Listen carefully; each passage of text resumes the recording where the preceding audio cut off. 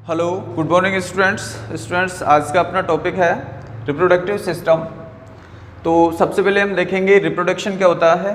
तो हम आपको बता दें कि जितने भी लिविंग ऑर्गेनिज्म है अर्थ के ऊपर, उन सभी का एक पर्टिकुलर कैरेक्टर होता है कि वो अपने जैसी नई स्पीसीज़ को प्रोड्यूस कर सकती है, या हम बोल सकते हैं कि सभी लिविंग ऑर्गेनिज्म की कैपेसिटी होती है कि वो अपने जैसी नई ऑफस्प्रिंग या नई जनरेशन को प्रोड्यूस करती है और अपनी स्पीसीज की स्टेबिलिटी को बनाए रखता है।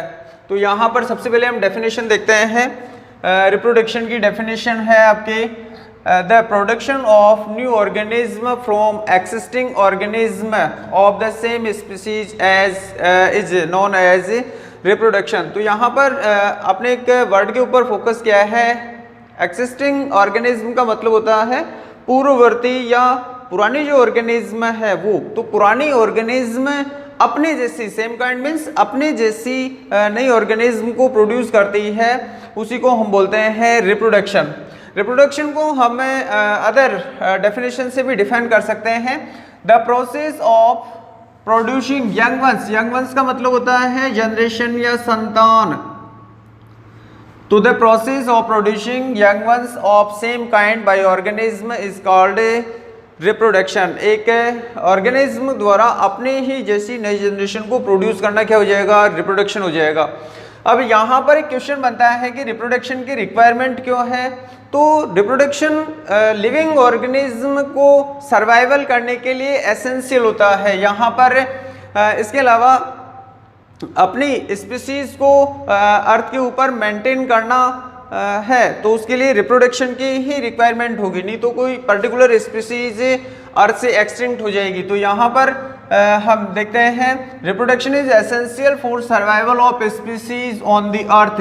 सो living organism produce organism of their kind, यानी कि अपने जैसी ही ऑर्गेनिज्म को प्रोड्यूस करती है to maintain the life of their species on अर्थ।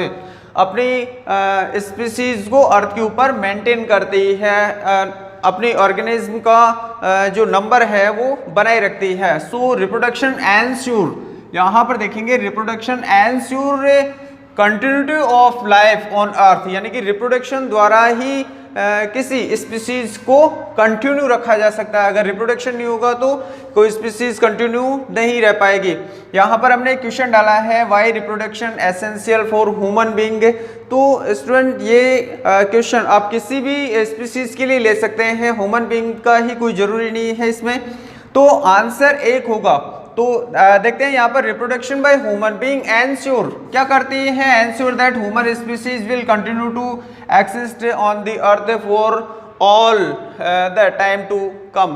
तो आने वाले समय में ह्यूमन स्पीसीज अपने आप को इस अर्थ के ऊपर कंटिन्यू करे, मेंटेन करे, तो इसके लिए रिप्रोडक्शन जरूरी है, नेसेसरी है।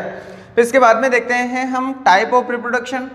तो स्टूडेंट रिप्रोडक्शन दो टाइप का होता है, एक होता है एसेक्सुअल रिप्रोडक्शन और दूसरा होता है सेक्सुअल रिप्रोडक्शन। एसेक्सुअल रिप्रोडक्शन में एक सिंगल ऑर्गेनिज्म अपने ही जैसी नई जनरेशन को प्रोड्यूस कर लेती है, लेकिन सेक्सुअल रिप्रोडक्शन में दो ऑर्गेनिज्म की रिक्वायरमेंट होती है, जिनमें से एक होता है मेल और दूसरा होता है फीमेल। तो यहाँ पर देखते हैं types. There are two type of reproduction in living organism. दो टाइप का होता है। पहला है एसेक्सुअल रिप्रोडक्शन। बिल्कुल सिंपल डेफिनेशन बनाई है हमने यहाँ पर। The production of new organism from a single parent. ध्यान कर लेना, इसमें सिंगल पेरेंट है, without the help of reproductive organ और गैमेट्स। स्टूडेंट रिप्रोडक्टिव ऑर्गन के बिना ही एक सिंगल ऑर्गेनिज्म अपने जैसी नई ऑर्गेनिज्म को प्रोड्यूस करती है, तो इस मेथड को हम कहेंगे एसेक्सुअल रिप्रोडक्शन। अगर एसेक्सुअल रिप्रोडक्शन की हम बात करें तो एसेक्सुअल रिप्रोडक्शन केवल और केवल लोअर कैटेगरी की जो ऑर्गेनिज्म है उनके अंदर ही होता है। इन लोअर कैटेगरी की जो ऑर्गेनिज्म है इनमें सिंगल पेरेंट के माइटोसिस द्वारा टू और मोर ऑर्गेनिज्म में कन्वर्ट हो जाता है। जैसे हम बात करें कि अमीबा है, तो एक सिंगल अमीबा अपने आप में अपने साइटोप्लाज्म को कॉन्ट्रैक्ट करके माइटोसिस द्वारा दो डॉटर अमीबा के अंदर ये कन्वर्ट हो जाता है, इमेजिनेशंस बनते हैं जो कि फाइनली आपस में अटैच हो जाते हैं, जहां से दोनों अमीबा सेपरेट हो जाएंगे और दो डॉटर अमीबा यहाँ पर फॉर्म हो जाएंगे। इसके अलावा जो एसेक्सुअल रिप्रोडक्शन है वो हायर प्लांट्स में भी होता है, और हायर प्लांट में एसेक्सुअल रिप्रोडक्शन को हम वेजिटेटिव प्रोपेगेशन बोलते हैं। देखिए प्लांट के अंदर जो रिप्रोडक्टिव ऑर्गन होता है वो होता है फ्लावर। तो विदाउट रिप्रोडक्टिव ऑर्गन के प्लांट अपने स्टेम से, लीफ से, रूट से नए प्लांट्स को प्रोड्यूस कर लेते हैं। तो ये सब क्या है, ये एसेक्सुअल रिप्रोडक्शन है।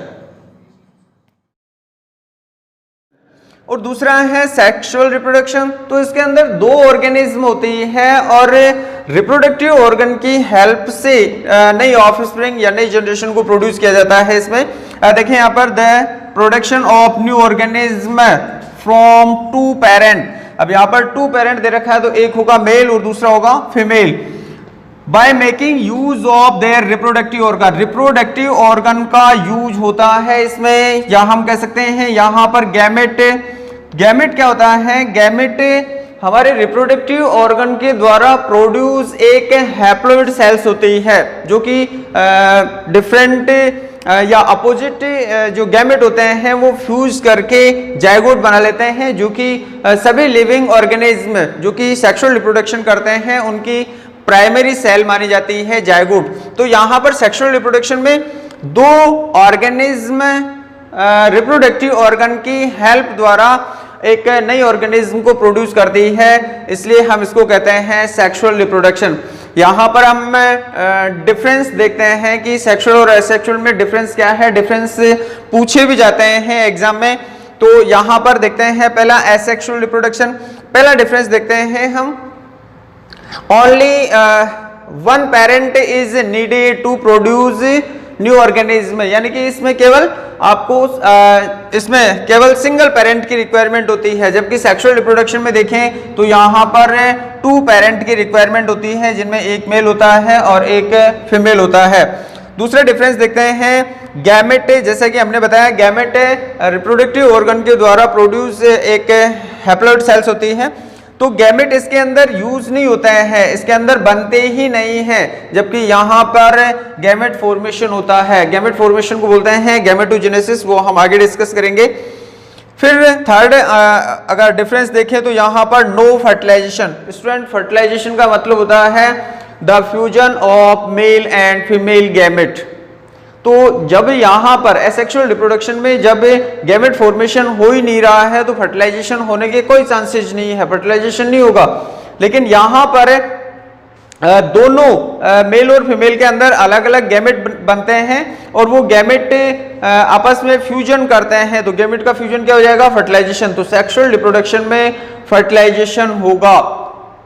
और यहाँ पर लास्ट डिफरेंट अगर हम देखें डिफरेंस इसमें, तो daughter organism are same to the parent. Daughter organism का मतलब है कि जो नई ऑर्गेनिज्म बनी है वो, तो जो नई ऑर्गेनिज्म बनी है वो आपस में भी समान होती है और अपने पेरेंट के भी समान होती है, यानी कि उनके जेनेटिक मटेरियल में कोई चेंजेस नहीं होते हैं। या हम बोल सकते हैं कि जो ऑफस्प्रिंग है या जो न्यू जनरेशन है वो आपस में भी और पेरेंट के भी क्लोन होती है। जबकि सेक्सुअल रिप्रोडक्शन में अगर हम देखें तो daughter organism are different from parent. तो स्टूडेंट, जो सेक्सुअल रिप्रोडक्शन द्वारा जो भी जनरेशन बनती है वो आपस में भी डिफरेंट होती है और अपने पेरेंट से भी डिफरेंट होती है। तो यहाँ पर एक क्वेश्चन पूछा जाता है, कई बार पूछ भी लिया जाता है कि किस टाइप का रिप्रोडक्शन एडवांस रिप्रोडक्शन माना जाता है, तो हमारा आंसर होगा सेक्सुअल रिप्रोडक्शन। तो सेक्सुअल रिप्रोडक्शन को एडवांस क्यों मानते हैं, क्योंकि यहाँ पर हम देख सकते हैं कि दो डिफरेंट ऑर्गेनिज्म के गैमेट ने फ्यूज किया है, फ्यूज से जायगोट बना है, तो यहाँ पर उन गैमेट के थ्रू दोनों ऑर्गेनिज्म के कैरेक्टर उस जनरेशन के अंदर ट्रांसफर हुए हैं। तो इसी कारण वो किसी भी एक सिंगल पेरेंट से मैच नहीं करेगी, बल्कि थोड़े थोड़े कैरेक्टर उसमें दोनों के आएंगे, तो इसलिए वो दोनों से ही डिफरेंट होगी। तो जब दोनों पेरेंट्स से वो डिफरेंट होगी तो इसका मतलब है कि उसके अंदर वेरिएशंस आ गए, और वेरिएशंस का आना बायोडायवर्सिटी को बढ़ाता है। ये जो डिफरेंट टाइप की स्पीसीज बनी है तो इसमें काफी कुछ हद तक के वेरिएशन का ही रोल रहा है कि वेरिएशन से डिफरेंट टाइप की स्पीसीज फॉर्म होती गई और अर्थ के ऊपर बायोडायवर्सिटी बढ़ती गई। तो स्टूडेंट, आज का ये एक छोटा सा वीडियो था। नेक्स्ट वीडियो में हम स्टडी करेंगे ह्यूमन रिप्रोडक्टिव सिस्टम के बारे में, जिसमें पहले हम लेंगे मेल रिप्रोडक्टिव सिस्टम। थैंक्स।